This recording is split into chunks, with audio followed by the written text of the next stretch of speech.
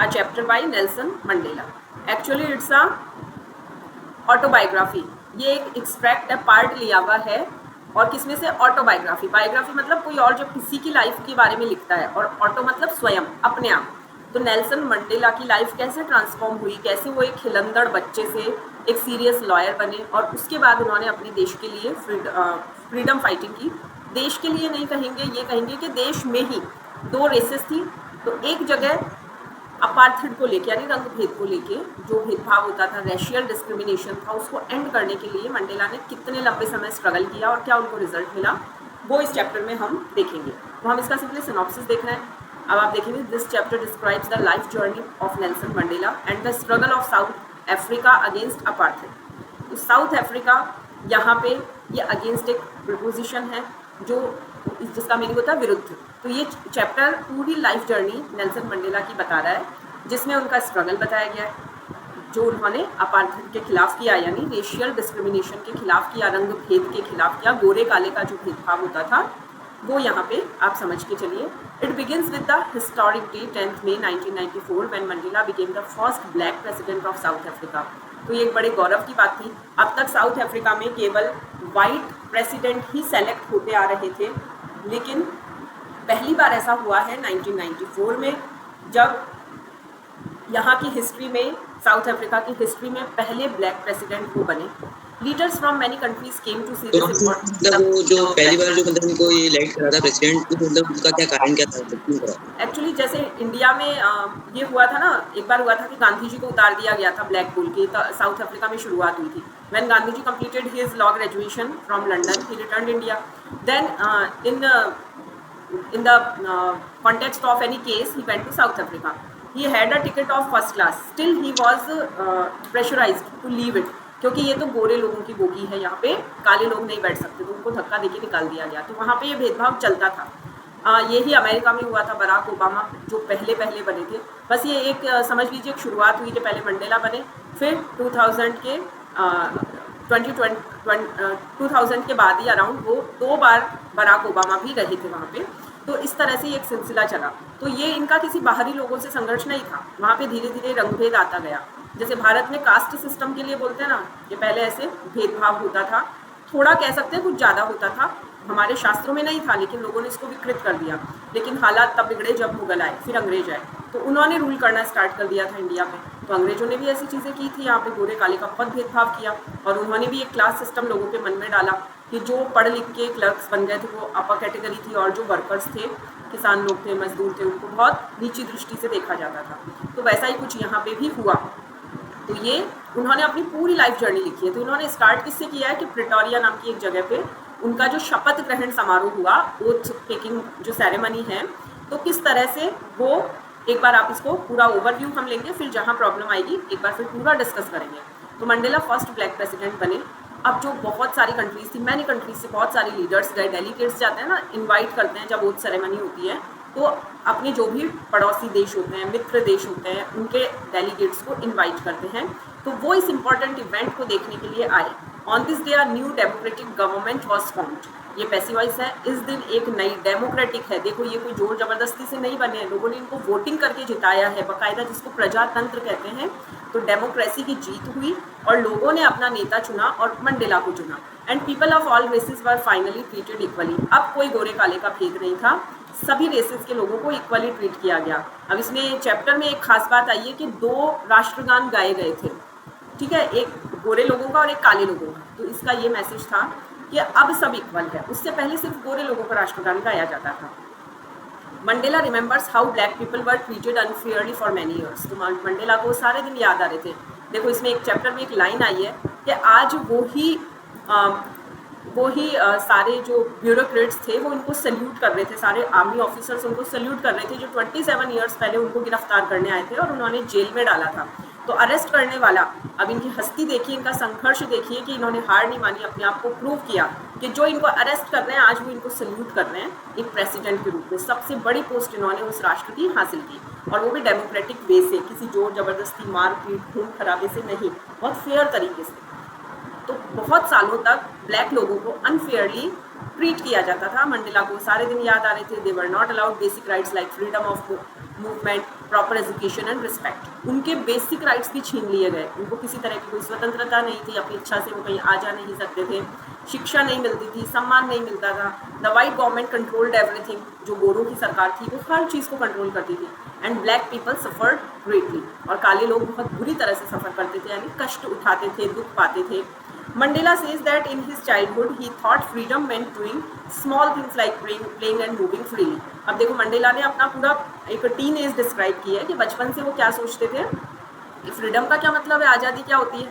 भाई जब छोटे बच्चे थे, उनका एक कबीला था, वहाँ के वो जो हेड है उनके बेटे थे, तो उनका ये विचार था कि खुला आकाश है, नीचे अच्छी ज़मीन है मेरे पिता की, मेरी इच्छा होती है जहाँ मैं नहा लेता हूँ नदी नाले में, कोई भैंस है, घोड़ा है, उस पर सवारी कर लेता हूँ, खाना मिल रहा है, तो यही तो फ्रीडम है। फ्रीडम और क्या होता है। तो एक छोटे बच्चे के फ्रीडम की परिभाषा अलग होती है कि मैं जब चाहे खेल सकता हूँ, जब चाहे जहाँ आ जा सकता हूँ।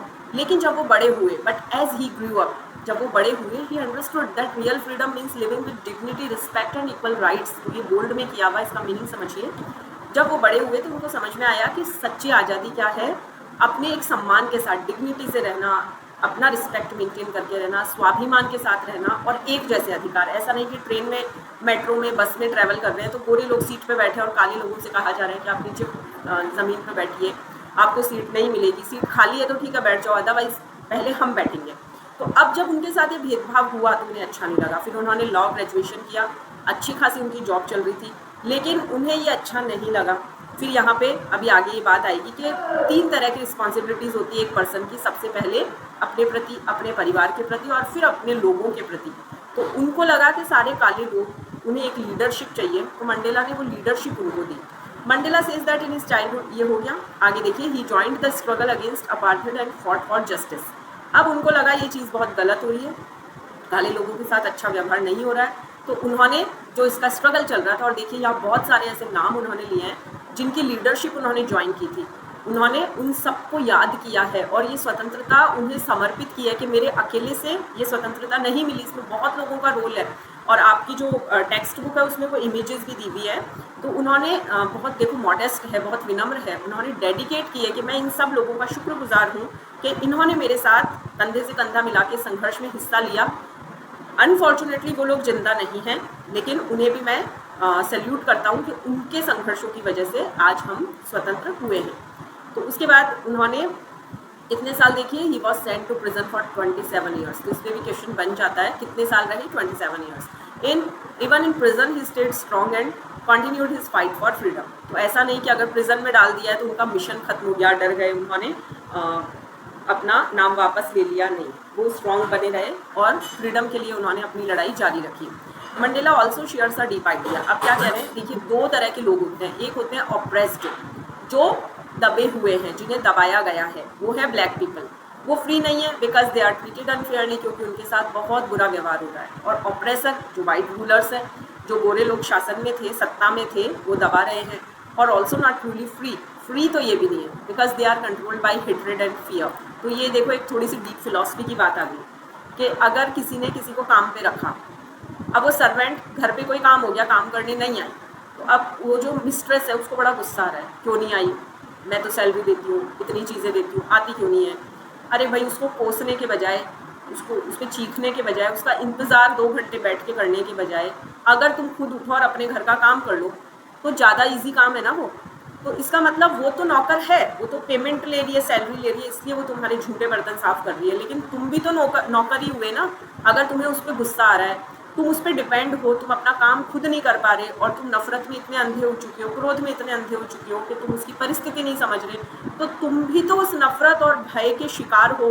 तो ये थोड़ी सी फिलॉसफिकल बात है, इसको थोड़ा ध्यान से समझना कि जो ऑप्रेस्ड है, ब्लैक पीपल है, उनके साथ तो बुरा व्यवहार हो ही रहा है, इसलिए वो तो बेचारे गुलाम हैं। लेकिन जो अत्याचार कर रहे हैं, वो क्यों अत्याचार कर रहे हैं, क्योंकि उनके नेचर में आ गया, स्वभाव में आ गया, उनके अंदर इतनी गहरी ईर्ष्या की, नफरत की भावना है, द्वेष की भावना है कि वो उसके गुलाम बन गए, अपनी बुरी भावनाओं के गुलाम बन गए। तो गुलाम तो वो भी है। तो इस तरह से वो ऑप्रेसर ज़रूर है, लेकिन वो भी गुलाम ही हैं, वो भी पीड़ित हैं, वो भी सफ़र कर रहे हैं, क्योंकि उनको उनकी नफरत, उनका फियर, उनका घृणा, द्वेष, ईर्ष्या ये जीने ही नहीं दे रहा है। In the end Mandela teachers that courage is not the absence of fear. ये बहुत अच्छी एक परिभाषा मंडेला ने दी है कि courage is not the absence of fear. अगर मुझे डर नहीं लग रहा है तो इसका मतलब ये नहीं है मैं साहसी हूँ। मतलब करेज साहस, फियर नहीं है इसका मतलब आप साहसी हो, no, but the ability to overcome it. मतलब एक माउंटेन ड्यू की एक टैगलाइन है, आपने एक ऐड देखा होगा, डर के आगे जीत है। यहाँ वो वाली बात कही गई है कि डर के आगे जीत है, एबिलिटी टू ओवरकम। अगर आप अपने डर को जीत पाते हो, अब अगर मंडेला डर जाते, यहाँ पे उन्होंने 3 तरह की रिस्पॉन्सिबिलिटी बताई है। उससे पहले एक व्यक्ति खुद के लिए रिस्पॉन्सिबल होता है, फिर परिवार में पेरेंट्स आते हैं, बच्चे आते हैं, वाइफ आती है। तो मंडेला ने 27 ईयर्स अगर वो जेल में रहे तो सोचो उनके परिवार की क्या हालत हुई होगी। बुजुर्ग माता पिता को भी वो नहीं संभाल पाए, बच्चों को वो परवरिश नहीं कर दे पाए अच्छी, वाइफ को वो अपना टाइम नहीं दे पाए, किस तरह से उनका आर्थिक खर्च चला होगा कुछ कहा नहीं जा सकता, कैसी लाइफ उन्होंने जी, लेकिन वो डटे रहे। तो करेज रखा उन्होंने, साहस रखा। क्या एबिलिटी रखी कि मैं अपने इस डर को जीत लूँगा। तो उन्होंने अपनी तीनों रिस्पॉन्सिबिलिटीज़ निभाई, खुद के प्रति, अपने लोगों के प्रति, अपने परिवार के प्रति। His journey to freedom was long and difficult. तो फ्रीडम, आज़ादी के रास्ते की जो ये जर्नी थी, जो यात्रा थी, बड़ी लंबी, 27 साल जेल में रहना कम बात नहीं है और बहुत कठिन भी थी। But he never lost hope, लेकिन उन्होंने आशा नहीं छोड़ी, हमेशा वो उम्मीद पे जिए, ऑप्टिमिस्टिक रहे and worked for equality till and, और हमेशा समानता की बात करते रहे और अल्टीमेटली उन्होंने इक्वालिटी स्थापित भी की, एस्टैब्लिश भी की। अब ये हमने देखा था एक थोड़ा सा लंबा सिनॉप्सिस। अब बिल्कुल शॉर्ट अगर आपको लर्न करना हो, उसका ये बेनिफिट होगा कि कहीं से कोई क्वेश्चन ऐसा बन जाता है जो आप पढ़ के नहीं गए, तो भी आप ये समराइज करके उस आइडिया को डाल दोगे तो एटलीस्ट एग्जामिनर वुड कंसिडर कि आपने चैप्टर पढ़ा है। This chapter is about the life and struggle of Nelson Mandela, who fought against apartheid in South Africa. Mandela describes the day when he became the first black president in South Africa. It's an important moment. People of all races got equal rights after many years of suffering. 27 years of his struggle got the fruit finally. He talks about how black people were treated badly. सारी बातें बताई, कितना बुरा व्यवहार होता था। अपने ही देश में वो आज़ाद नहीं थे।